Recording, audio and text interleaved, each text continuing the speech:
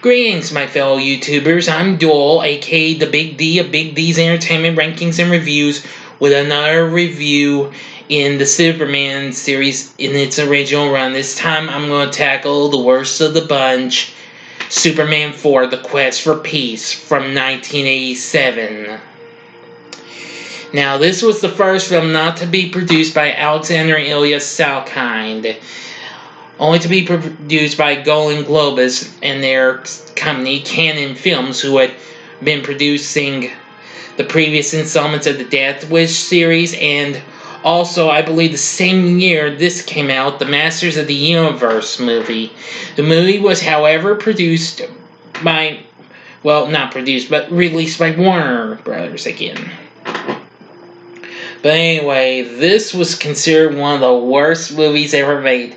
This was released in 1987, which of course we got another movie that came out that same year, which was the worst. That was Jaws: The Revenge. But since this was a bad movie, I'd rather watch that than Jaws: The Revenge, thank you. Anyway, Christopher Reeve is back one last time as the title character, along with Jackie Cooper as Perry White, Mark McClure as Jimmy Olsen, and Margot Kidder as Lois Lane. Also back in for this is Gene Hackman as Lex Luthor, yes. And John Cryer, who you may know, who this was long before he played on TV's Two and a Half Men, as his nephew Lenny. Now, of course, more recently, you probably have seen Cryer play Lex Luthor on Supergirl, which, of course, that was also released as a film, but was a major disappointment. But I haven't seen it in ages, so I'm not reviewing that, unfortunately. Sorry, everyone. Anyway, also in the movie is, let's see now, Mariel Hemingway as Lacey C. Warfield, the daughter of David Warfield, played by Sam Wanamaker. Anyway, forgive me, everyone. It's been a long time since I've seen it, and I probably won't even see it again. Anyway,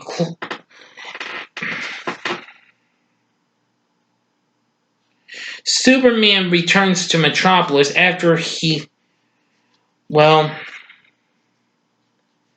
refusing to sell his family's farm in Smallville.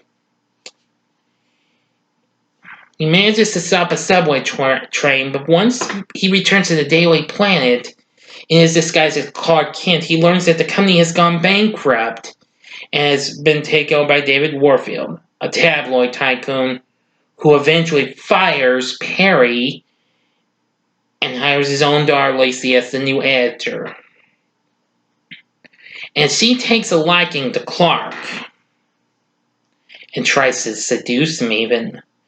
However, the news of the United States and the Soviet Union may engage in a nuclear arms race.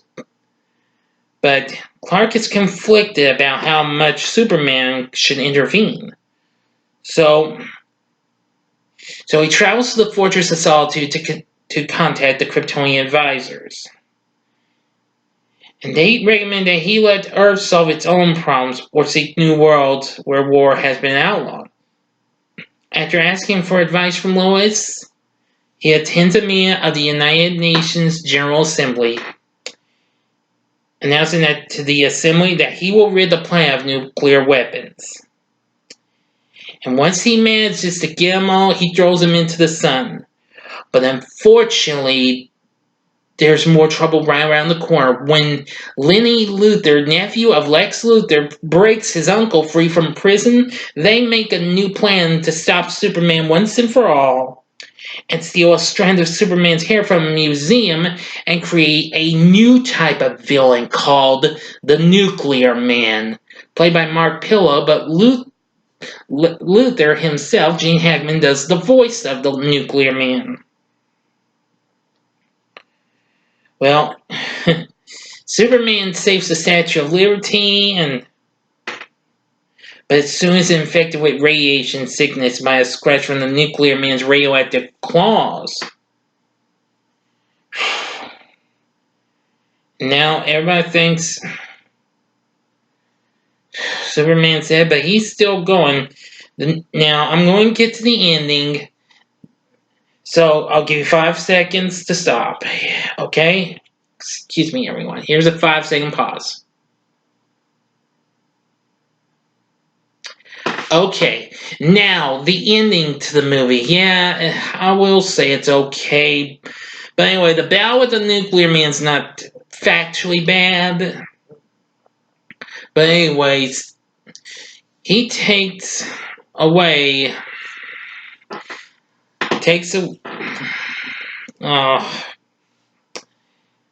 Yeah.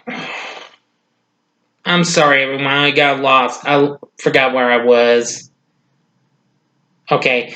Anyway, the nuclear man takes Lacey away and manages to destroy her, but Superman comes to rescue her and manages to confront the nuclear man once and for all, and manages to beat him after a bit of a big battle and throws him into like a nuclear reactor, and soon the power and all the lights in the city come on, which was kind of fun. And soon everything was back to normal, and the Daily Planet got itself back to the way it was after what Superman had done. And, well, Lex and Lee are getting away, but Superman catches them, takes Lee to this here little juvenile school or something like that, Christian-like, I do believe, and brings Lex back to the rock pile. Anyway, that's how that ends. And Superman takes off flying again, just like we saw in the end of the first three. And that was that. There was no other Superman movies. And believe me, after waiting almost 20 big years, we finally got a new one in 2006 with Superman Returns, which I'll review later on.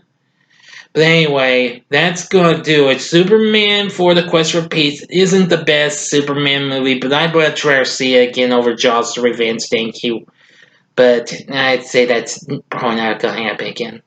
But anyway, what do you like this movie or do you not like this movie? Let me know what you think about let me know what you thought about it in the comments section.